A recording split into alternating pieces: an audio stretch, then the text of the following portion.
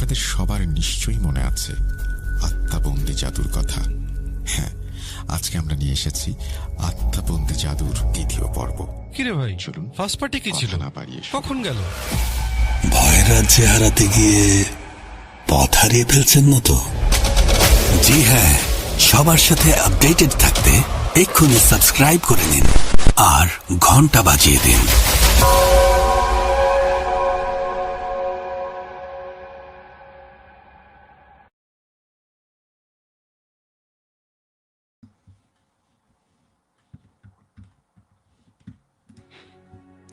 Welcome back. আপনাদের সবাইকে স্বাগত জানাচ্ছি আমি রাসেল। আশা করছি আপনারা সবাই ভালো আছেন, ভালোর দলে আছেন। আমিও ভালো আছি আর ভালোর দলে। ঘটনায় যাব এবং আশা করছি যে আপনারা সবাই প্রথম থেকে শেষ পর্যন্ত আমাদের সঙ্গে থাকবেন।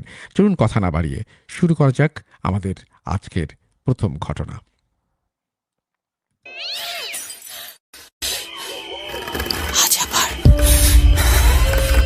শুনতে পাচ্ছেন শব্দটা? ভয়ের আরেক নাম ভূত.com with Russell.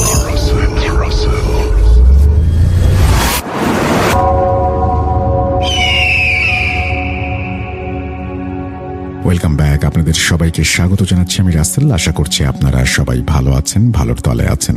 আমিও ভালো আছি, ভালোর দলে আছি।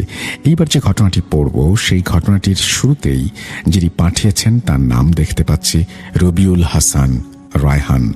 তারপরে তিনি তার ঠিকানা দিয়েছেন চট্টগ্রাম। এরপরে তিনি ফোন নাম্বার উল্লেখ করেছেন, আমি সেটা পড়ছি না। তারপরে তিনি বলছেন, আসসালামু আলাইকুম রাসেল ভাই, আশা করি বরাবরের মতোই ভালো এবং সুস্থ আছেন। আমি সেই 2013 সাল থেকে আপনার শো নিয়মিত শুনতাম। আমার জীবনে ঘটে যাওয়া একটি ঘটনা নিয়ে আপনার কাছে শেয়ার করতে চাই। সরাসরি ঘটনায় চলে যাই। 2017 সালে আমি ইঞ্জিনিয়ারিংয়ে গ্র্যাজুয়েশন শেষ করে ঢাকায় আসছি চাকরির জন্য এবং গাজীপুরের কাশিমপুরে তুরাগ নদীর পাশেই একটা ওয়াশিং ফ্যাক্টরিতে আমি জয়েন করি। যেহেতু ওয়াশিং ফ্যাক্টরি ছিল তাই ডে নাইট শিফটে ডিউটি করা লাগতো। প্রথম যেদিন জয়েন করি সেদিন আমি পুরো ফ্যাক্টরি ঘুরে ঘুরে দেখছিলাম। প্রথমে বলে রাখি, ফ্যাক্টরির দুইটা বিল্ডিং ছিল, একটি অ্যাডমিন বিল্ডিং আর একটি প্রোডাকশন বিল্ডিং। দুটোই ছিল 4 তলা। আমি সেদিন প্রোডাকশন বিল্ডিংয়ে ঘুরছিলাম। যেহেতু ট্রেনিং পিরিয়ড ছিল তাই আমার তেমন কোনো কাজ ছিল না। এক সময় ঘুরতে ঘুরতে আমি ছাদে চলে যাই। জীবনের প্রথম চাকরি এবং সব জায়গায় যেহেতু যাওয়ার অ্যাক্সেস ছিল তাই আমি বিকেলের দিকে ছাদে চলে গেলাম। ছাদে ওঠার 4টা সিঁড়ি ছিল, পশ্চিম দিকে 2টা এবং পূর্ব দিকে 2টা। আমি পূর্ব দিকের সিঁড়ি দিয়ে উঠতে উঠতে ছাদে উঠে পুরো ছাদটা দেখছিলাম। একটা সময় আমি দেখলাম অ্যাডমিন বিল্ডিংয়ের ছাদে একটা পাঞ্জাবি পরা লোক দাঁড়িয়ে আছে এবং বিড়বিড় করে দেয়ালের দিকে তাকিয়ে কথা বলছে। আমি দেখার সাথে সাথে রেলিংয়ের দিকে এগোতে থাকি। আমি যতবার এগোতে থাকি আমার কেন যেন মনে হচ্ছিল অ্যাডমিন বিল্ডিংটা সহ লোকটা ঠিক ততখানি আমার থেকে সরে যাচ্ছে, অথচ 2 বিল্ডিংয়ের মাঝামাঝি দূরত্ব প্রায় 12-13 ফিটের মতো। আমি লোকটার চেহারা ভালো মতো বোঝার জন্য লোকটাকে এই ভাই বলে ডাক দিয়েছিলাম। হঠাৎ করে লোকটা আমার দিকে তাকিয়ে একটু মুচকি হাসি হেসে দেয়ালের ওপারে চলে গেল। আমি কিছুটা হতভম্ব হয়ে দাঁড়িয়ে থেকে আবার নিচে নেমে গেলাম। ঘটনাটি স্বাভাবিক চিন্তা করে আমি মাথা থেকে বাদ দিয়ে দিলাম। যেহেতু আমি সেফটি ডিপার্টমেন্টে ছিলাম তাই কয়েকদিন পরে ফায়ার এক্সটিংগুইশার্স চেক করতে করতে আবারও ছাদে চলে যাই এবং ছবি তুলতে থাকি সবগুলোর। ছাদে হঠাৎ করে দেখি পশ্চিম দিকের ঠিক সিঁড়ির ওখানে ওই পাঞ্জাবি পরা লোক সিজদার মতো করে আছে, কিন্তু পুরোপুরি সিজদা না দিয়ে মাথাটা ডানে বামে নাড়াচ্ছে এবং খুবই দ্রুত। আমি দেখে কিছুটা অবাক হয়ে লোকটির কাছে এগোতে থাকি, ডাক দিতে থাকি, এই ভাই। কিছু দূর এগোতেই হঠাৎ করে ধোঁয়ার মতো লোকটা আমার চোখের পলকে গায়েব হয়ে যায়। আমি চিন্তা করছিলাম হয়তো সিঁড়ি দিয়ে নেমে গেল। সেদিন আমি পাঞ্জাবি পরা কোনো লোককে ফ্যাক্টরির ভেতরে দেখলাম না। এমনকি আমি সিকিউরিটির লোকদের জিজ্ঞেস করেছিলাম পাঞ্জাবি পরে কে আসে এবং কোথায় জব করে, তারাও কোনো উত্তর দিতে পারেনি। এরপর আমিও মনের ভুল ভেবে বিষয়টাকে বাদ দিয়ে দিলাম। এর 3 দিন পর অডিট ছিল। আমি ইন্টারনাল অডিট করছিলাম অ্যাডমিন বিল্ডিংয়ে।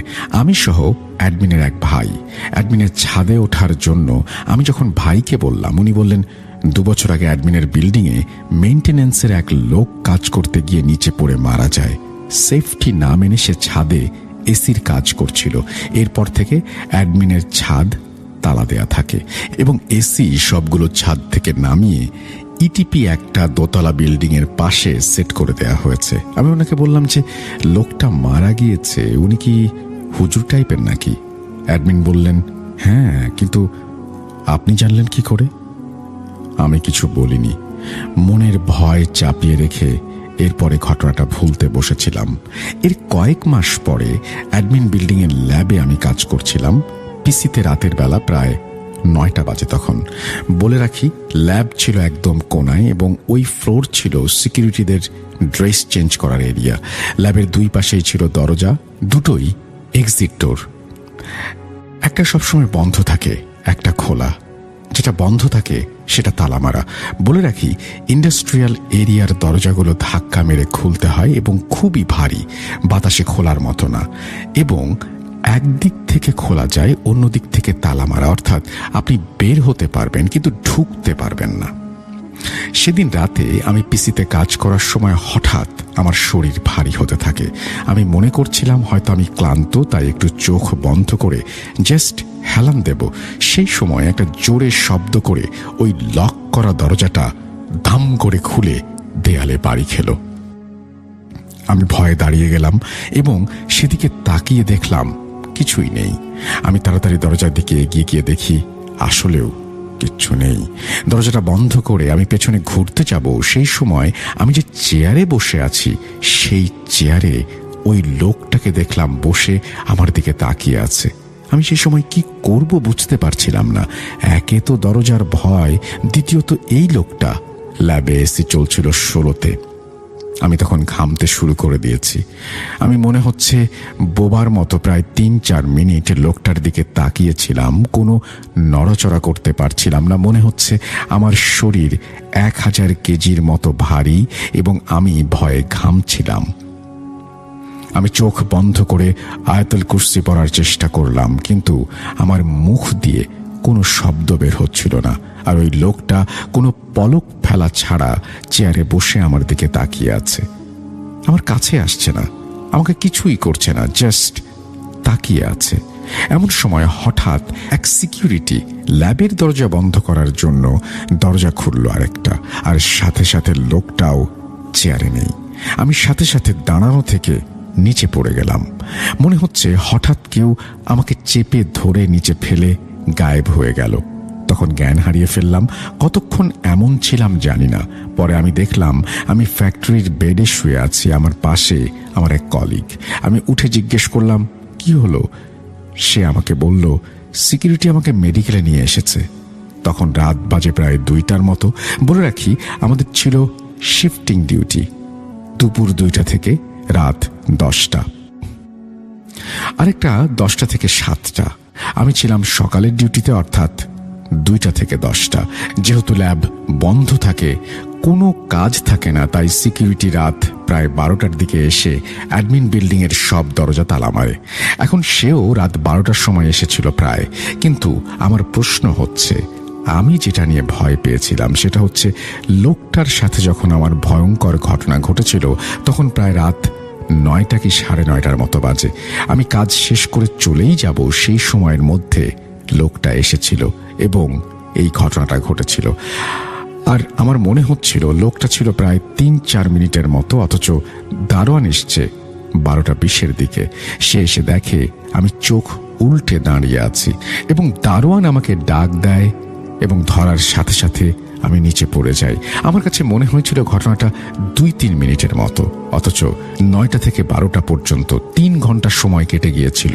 আমি সেভাবেই দাঁড়িয়েছিলাম এবং আরো 2 ঘন্টা অজ্ঞান ছিলাম। পরে সিকিউরিটি বলেছিল, স্যার, আমি যখন আপনাকে ধরে নিচে নামাচ্ছি তখন আপনার ওজন এত বেশি ছিল যে আপনাকে আমি নিচে নামানোর সময় আমার 3 জনকে ডাকতে হয়েছে। পরে এক অ্যাডমিন ভাই সহ, কলিগ সহ সেদিন রাতেই আমাকে গাড়িতে করে ঢাকায় আপুর বাসায় পৌঁছে দেয়া হয়। শরীরে তখন 104 ডিগ্রি জ্বর। এর 4-5 দিন পর ছুটি কাটিয়ে আমি রিজাইন দেই এবং চাকরি ছেড়ে দেই। এটি ছিল আমার জীবনে ঘটে যাওয়া সবচেয়ে ভয়ঙ্কর ঘটনা। ঘটনাটি কেমন হলো জানাবেন। দুঃখিত আমি গুছিয়ে লিখতে পারিনি। আশা করি ঘটনাটা আপনি শেয়ার করবেন। ভালো থাকবেন। আসসালামু আলাইকুম। এই বলেই তিনি তার ঘটনা শেষ করেছেন। আশা করছি যারা শুনলেন তাদেরও ভালো লেগেছে। আমরা চলে যাব আমাদের পরবর্তী ঘটনায়।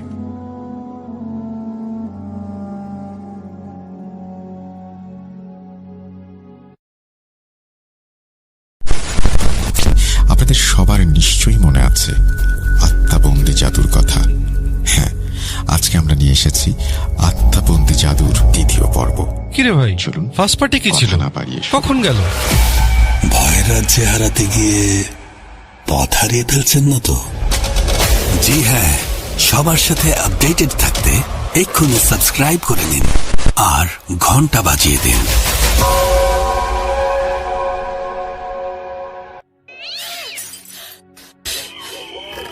আজ আবার শুনতে পাচ্ছেন শব্দটা? ভয়ের আরেক নাম ভূত.com with Russell.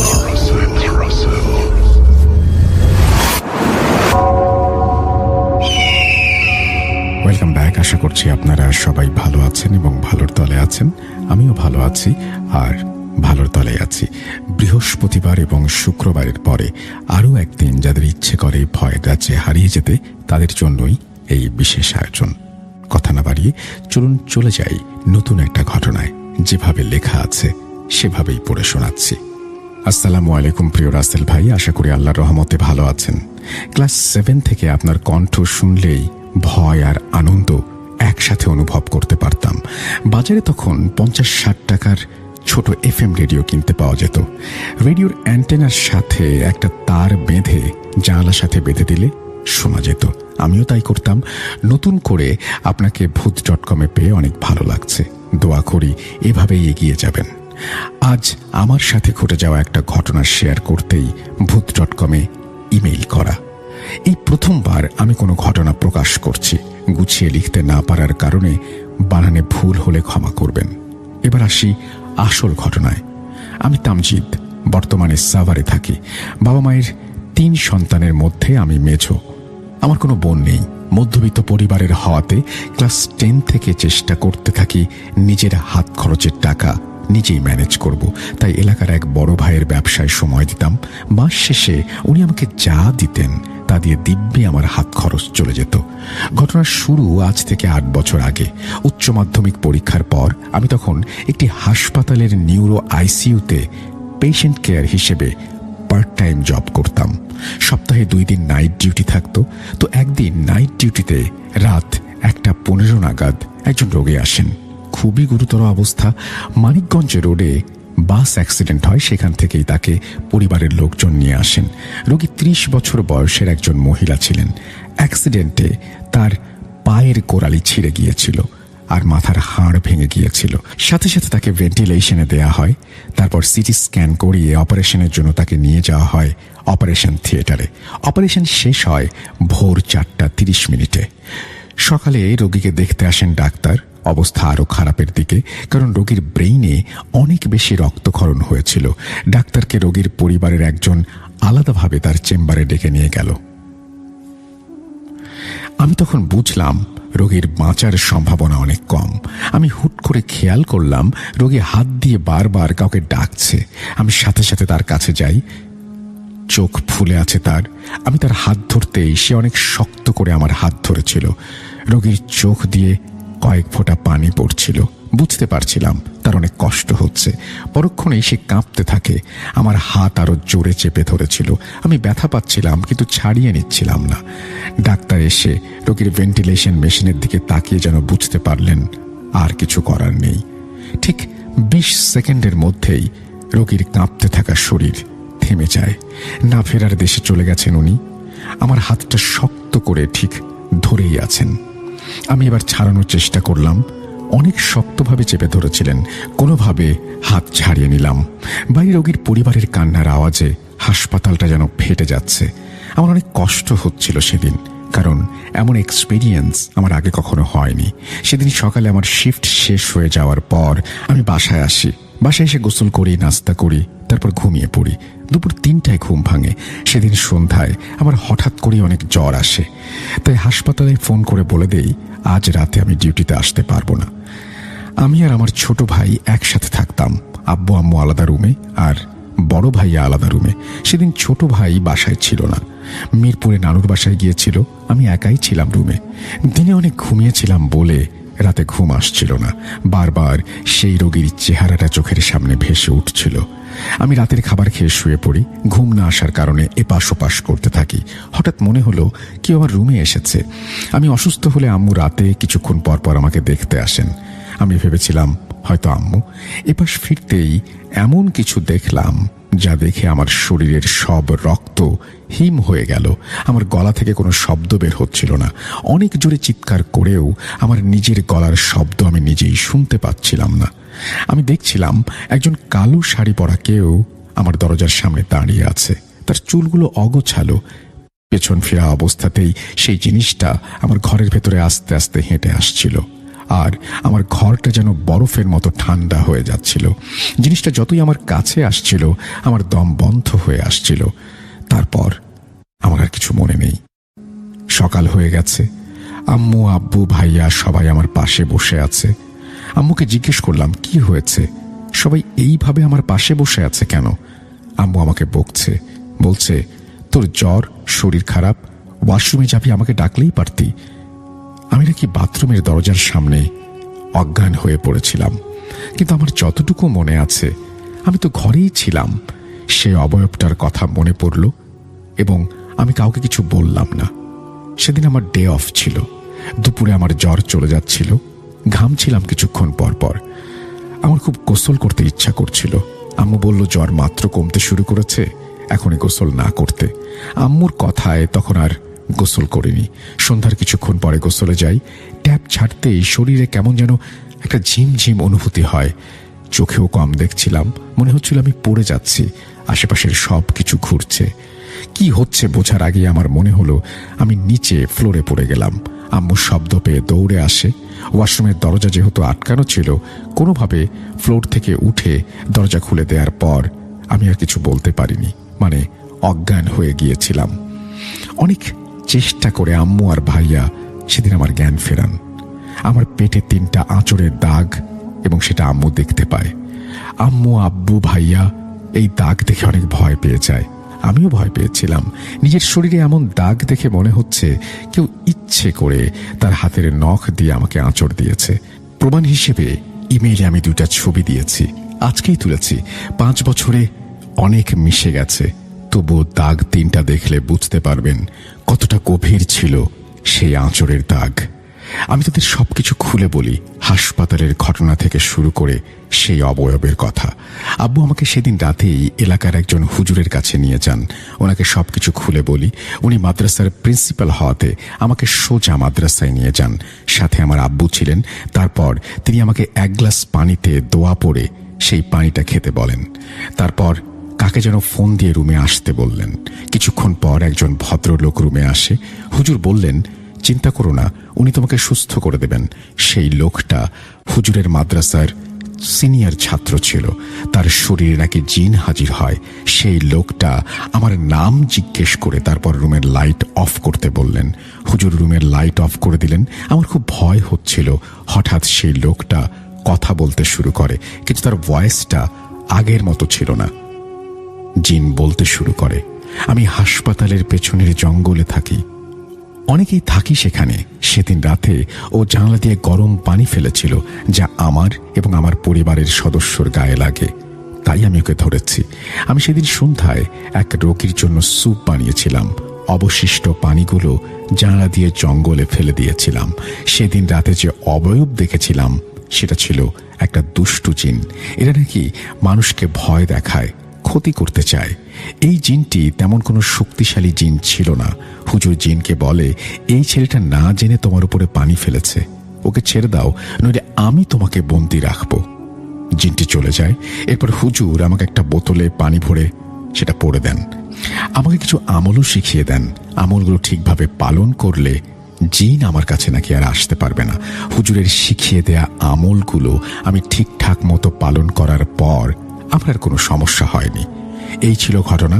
আশা করি ঘটনাটি আপনি পড়ে শোনাবেন, কারণ আপনার কণ্ঠে ঘটনাগুলো যেন অন্যরকম ভালো লাগে। আল্লাহ হাফেজ, সুস্থ থাকবেন, ভালোর দলে থাকবেন। তো এই ছিল ঘটনা।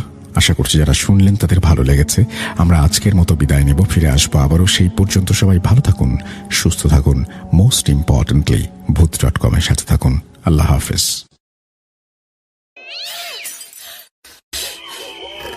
আজ আবার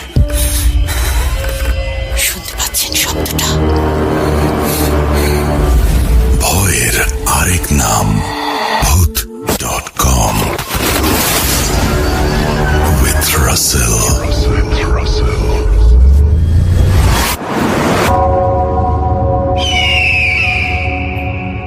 হ্যালো রাসেল ভাই, আসসালামু আলাইকুম। আশা করি আপনি ভালো আছেন, ভালো দলে আছেন। আমি রিপন লালমনিরহাট থেকে। আজকে যে ঘটনাটা আমি শেয়ার করব, এই ঘটনাটা আমাকে একজন শেয়ার করেছেন। তিনি তার গ্রামের নাম এবং সবকিছু আমাকে জানিয়েছেন। আমি চেষ্টা করব ভিডিওটা আপনাকে পাঠানোর সময় সমস্ত কিছু ডিটেলস দেওয়ার। তো যেহেতু তার পরিচয় তিনি হাইড করতে বলেছেন, এই জন্য আমি তার পরিচয়টা আপনাকে জানালাম না। তো তিনি আমাকে যেভাবে ঘটনাটা শেয়ার করেছিলেন, আমি চেষ্টা করব আপনাদের মাঝে সেভাবে ঘটনাটা বলার। সেই সময় ছিল নিঝুম রাত, চারিদিকে ঝিঝি পোকার ডাক আর দূরে কোথাও শেয়ালের শব্দ, হুয়া হুয়া যে শব্দগুলো সেগুলো শোনা যাচ্ছিল। বাংলার মেঠোপথ ধরে হাঁটলে এখনো এমন কিছু গ্রাম পাওয়া যায় সেখানে সময় যেন থমকে যায়। এমন একটি গ্রাম, নাম হচ্ছে নিশিতপুর। এই গ্রামের একদম শেষ মাথায় যেখানে একটি বিশাল দিঘি এবং একটা পুরনো শ্মশানঘাট আছে, সেখানেই দাঁড়িয়ে আছে রায়চৌধুরীর সেই অভিশপ্ত জমিদার বাড়ি। আজকে যে ঘটনাটা আমি শেয়ার করব সেটা হচ্ছে সেই অভিশপ্ত রায়চৌধুরীর জমিদার বাড়িকে কেন্দ্র করে। তো সময়টা ছিল আজ থেকে প্রায় 80 বছর আগে, অনেক পুরনো সময়ের ঘটনা। তখনও আসলে এখনকার মতো বাংলাদেশ, ভারত, পাকিস্তান যেরকম, তখনও দেশ ভাগ হয়নি। তো এই জমিদার বাড়ির শেষ জমিদার ছিলেন হচ্ছে অবিনাশ রায়। লোকমুখে শোনা যায় তিনি ছিলেন প্রচণ্ড জেদি এবং কিছুটা তান্ত্রিক বিদ্যায় পারদর্শী। তার এক পরমা সুন্দরী মেয়ে ছিল, তার নাম হচ্ছে মৃণয়ী। তো মৃণয়ীর বিয়ের দিন ঘনিয়ে আসছিল, সারা বাড়ি আলোকসজ্জায় সাজানো হয়েছিল। কিন্তু বিয়ের রাতে এক রহস্যময় অগ্নিকাণ্ডে পুরো পরিবার পুড়ে ছাই হয়ে যায়। আশ্চর্যজনকভাবে দাউ দাউ করে আগুন জ্বললেও মিনুই যে ঘরে শুয়েছিল সেই ঘরটা একদম অক্ষত ছিল। কিন্তু পরের দিন সকালে তাকে সেখানে পাওয়া যায়নি। মানুষ বলে সে নাকি আগুনের শিখার সাথে মিশে গিয়েছিল।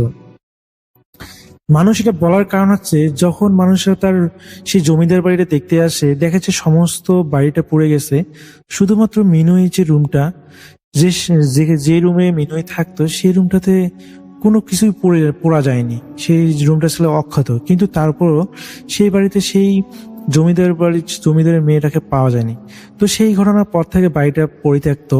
গ্রামের কেউ সন্ধ্যার পর ওই দিঘির পাড়ে দিয়ে হাঁটে না বা ওই জমিদার বাড়ির সামনে যায় না। তো একসময় শহরের 3 বন্ধু যে আমাকে ঘটনাটা পাঠিয়েছে, এখানে আমি যে নামগুলো ব্যবহার করেছি সব ছন্দনাম। তো 3 বন্ধু সোহেল, রাহাত এবং আরিয়ান সিদ্ধান্ত নিল তারা এই জমিদার বাড়িতে এক রাত কাটাবে। তাদের উদ্দেশ্য ছিল তারা এখানকার ভৌতিক যে মানুষের মুখে মুখে যে প্রচলিত কথাগুলো সেগুলো প্রমাণ করবে এবং গ্রামবাসীকে জানাবে যে এখানে আসলে ভূত বলতে কিছুই নেই। তো তারা একদিন সময় মতো করে তার চলে গেল সেই জমিদার বাড়ি, এবং যখন রাত 10টা বাজে তখন তারা জমিদার বাড়ির সদর দরজার সামনে দাঁড়ালো। মরিচে ধরা বিশাল গেটটা ঠেলতেই এক বিকট শব্দ হলো, যেন বহু বছর ধরে কেউ এই প্রসাদের নীরবতা ভাঙলো। ভেতরে ঢোকার সাথে সাথে একটা অদ্ভুত ঠান্ডা বাতাস তাদের গায়ের উপর দিয়ে বয়ে গেল।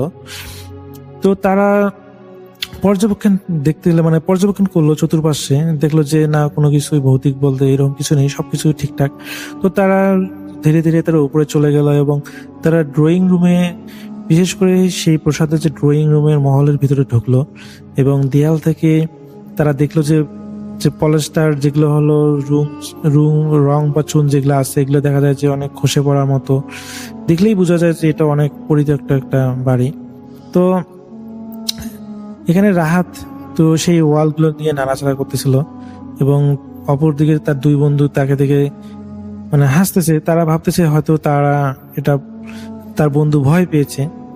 তো রাত যখন 12টা বাজে সেই সময় বাড়িটির চেহারাটা হঠাৎ করে মনে হয় বদলে গেল, কারণ হঠাৎ করে তারা দোতলা থেকে একটা হাসি শব্দ পেল এবং সেই সাথে তারা প্রথমত ভাবলো যে এটা মনে হয় কোনো মানে শিশুর হাসি, কিন্তু এটা শিশুর হাসি নয়, এটা মোটামুটি একজন বৃদ্ধ মহিলা হাসলে যেরকম শব্দ শোনা যায় ওই রকম হাসি। এটা শুনে তো তিনজনের শরীরের গা যেন লোমগুলো দাঁড়িয়ে গেল। তারা মোটামুটি একটু ভয় পেল এবং তাদের সাথে টর্চ লাইট ছিল এবং তারা টর্চ লাইট দিয়ে দেখার চেষ্টা করলো যে আসলে কে হাসতেছে, কিন্তু তারা খুঁজে পেল না। তো আরিয়ান চিৎকার করে বলল, রাহাত নড়িস না, তোর ঠিক পিছনে কেউ দাঁড়িয়ে আছে। রাহাত পিছনে ফিরতেই দেখলো আগুনের মতো লাল চোখ নিয়ে এক বিভৎসময় ছায়া মূর্তি দাঁড়িয়ে আছে। তার মুখটা অর্ধেক পোড়া, যেন কোনো অগ্নিকাণ্ডে ঝলসে গেছে। মূর্তিটা হাত বাড়িয়ে রাহাতের গলা চেপে ধরলো। সোহেল আর আরিয়ান ধাক্কা দিয়ে দরজা খোলার চেষ্টা করতে লাগলো, কিন্তু দরজা লোহার মতো শক্ত হয়ে গেছে। যে দরজাটা কাঠের ছিল এবং এটা অনেক পুরাতন, যেটা পোকায় খাওয়া একটা পরিত্যক্ত দরজা, যেটা লাথি দিলে ভেঙে যাওয়ার কথা, কিন্তু এত ধাক্কাধাক্কি করার পর সেই দরজাটা কোনোভাবে ভাঙতেছে না। এরপরে তার বন্ধু, যে বন্ধুর গলা চেপে ধরেছিল, সে মানে কোনো কথাই বলতে পারতেছে না, সে শুধু মানে সাহায্য চাচ্ছে তার বন্ধুদের কাছে। এবং পরক্ষণে দেখা যায় যে হাতটা তাদের সেই বন্ধুটাকে ছেড়ে দেয় এবং তিনজনে মানে যে হাঁপ ছেড়ে বাঁচলো। তার ঠিক কিছু সময় পরে তারা বাইরে থেকে একটা নুপুরের ঝনঝন শুনতে শুনলো। এটা শুনলে তারা আবারও ভয় পেল এবং চিন্তা করলো যে এখানে আসলেই কোনো ভৌতিক ব্যাপার স্যাপার আছে, কারণ তার বন্ধুকে হঠাৎ করে একটা অবয়ব রক্ত লাল চোখ রক্তওয়ালা অবয়ব গলা একটুকে গলা চেপে ধরেছিল। এটা দেখে তো তারা এমনিতে ভয় পেয়েছে, এখন তাদের চতুর্পাশে একটা নুপুরের শব্দ শুনতে পাচ্ছে এবং এটা যখন কিন্তু কাছাকাছি আসতেছে না। তো তারা ভয় পাচ্ছে এবং সেই সাথে তারা আগ্রহী যে আসলে নুপুরের শব্দটা কোথা থেকে আসতেছে। তো তারা যখন সেই নুপুরের শব্দটা খোঁজার চেষ্টা করলো, দেখলো যে একটা যুবতী নারী একটা জায়গায় সুন্দর অবয়বটা দেখা যাচ্ছিল যে একটা সুন্দরী মেয়ে দাঁড়িয়ে আছে এবং তারা সুন্দর দেখে অতটা ভয় পেল না, কিন্তু যখন তারা আরো সামনাসামনি টর্চ লাইট দিয়ে দেখতে গেল তারা এতটা ভয় পেয়ে গেল, কারণ সেই মেয়েটা সুন্দর থাকলেও তার শরীরে অনেক জায়গায় পোড়া পোড়া এবং সেই এমন একটা রহস্যময় হাসি তাদের দিকে দেখালো, যেটা মানে তিনজন বন্ধুই ভয় পেয়ে গেল। এবং সেই মেয়েটাই এত একটা চিৎকার দেয়, এই চিৎকারে তিন বন্ধুই তাদের জ্ঞান কোনোভাবে রাখতে পারল না এবং তারা জ্ঞান হারিয়ে ফেললো এবং তারা সবকিছুই জানে না। এবং পরের দিন যখন সকাল হলো এবং সকালে হওয়ার পর সেই জমিদার বাড়ির সামনে দিয়ে কিছু মানুষ যখন যাওয়ার সময় তারা দেখে যে তাদের তিন বন্ধুকে সেই জমিদার বাড়ির সামনে পড়ে থাকতে অজ্ঞান অবস্থায়। তো পরবর্তীতে যেহেতু এলাকার মানুষ ছিল তারা তো তাকে চেনে যে এরা এই তিনজনকে তারা চেনে এবং পরবর্তীতে তাদের বাবা মাকে খবর দেওয়া হয় এবং তারা এসে এবং তাদের তিনজনকে জ্ঞানে ফিরে নিয়ে আসা হয়।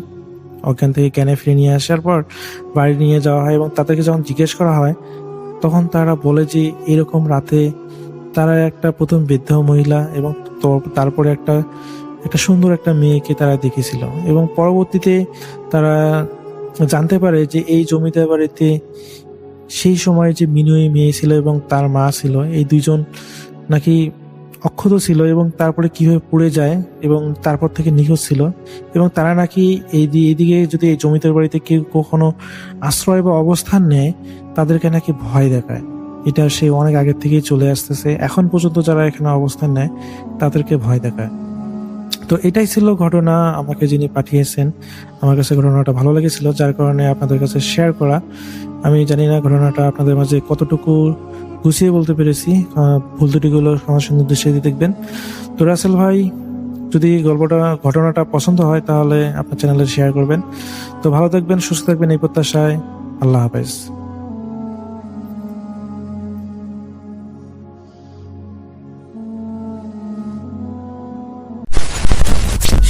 আপনাদের সবার নিশ্চয়ই মনে আছে আত্মাবন্দি জাদুর কথা। হ্যাঁ, আজকে আমরা নিয়ে এসেছি আত্মাবন্দি জাদুর দ্বিতীয় পর্ব। কিরে ভাই, চলুন, ফার্স্ট পার্টি কি ছিল? কথা না বাড়িয়ে কখন গেল? ভয়ের রাজ্যে হারাতে গিয়ে পথ হারিয়ে ফেলছেন না তো? জি হ্যাঁ, সবার সাথে আপডেটেড থাকতে এক্ষুনি সাবস্ক্রাইব করে নিন আর ঘন্টা বাজিয়ে দিন। ওয়েলকাম ব্যাক, আপনাদের সবাইকে স্বাগত জানাচ্ছি আমি রাসেল। আশা করছি আপনারা সবাই ভালো আছেন এবং ভালোর দলে আছেন। আমিও ভালো আছি আর ভালোর দলে আছি। আজকে চমৎকার একটা এপিসোড গেল, ছোট্ট একটা এপিসোড, এবং লাস্টের যে অডিও ক্লিপটি ছিল that was very interesting. Thank you so much for staying with me, এবং এতক্ষণ পর্যন্ত যেটা শুনলেন তাদেরকে অসংখ্য অসংখ্য ধন্যবাদ। আমি একজন পুলিশ সদস্য, আমি দিনাজপুর জেলার হিলি হাকিমপুর থানার ব্যারাকের কম্বলের ভেতর থেকে শুনছি। আমাদেরকে লিখেছেন ডিটেকটিভ অনিম। ওকে, আমাদের thank you so much. MD Nabil আমাদের সঙ্গে আছেন গোপালগঞ্জ থেকে, আমাদের সঙ্গে আছেন দেখতে পাচ্ছি নাই